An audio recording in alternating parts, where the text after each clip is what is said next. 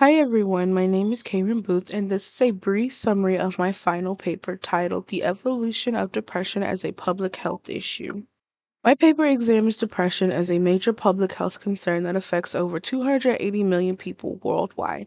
In the US, about 1 in 5 adults experience a mental illness each year, making depression one of the most common and impactful conditions.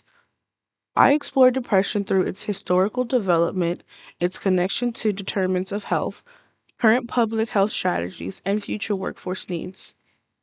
Historically, depression was misunderstood. In ancient Greece and Rome, it was called melancholy and linked to imbalanced humors. In the Middle Ages, it was seen as a spiritual or moral failing. Modern psychiatry in the 19th and 20th century introduced psychotherapy and later antidepressant medications, shifting treatment towards evidence based care.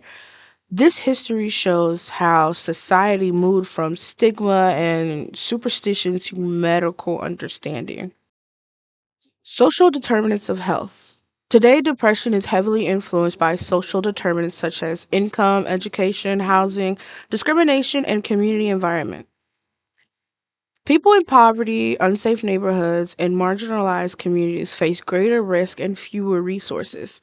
This highlights that depression is not only biological, it is shaped by social conditions. Current public health efforts. Public health approaches include awareness campaigns, school mental health programs, crisis resources like the 988 hotline, and integrating behavioral health into primary care. Telehealth and mental health apps have expanded across, especially in rural or underserved areas.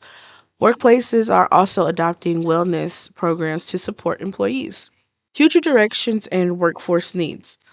The future of depression management will rely on technologies such as telehealth, digital tools, and AI supported screening.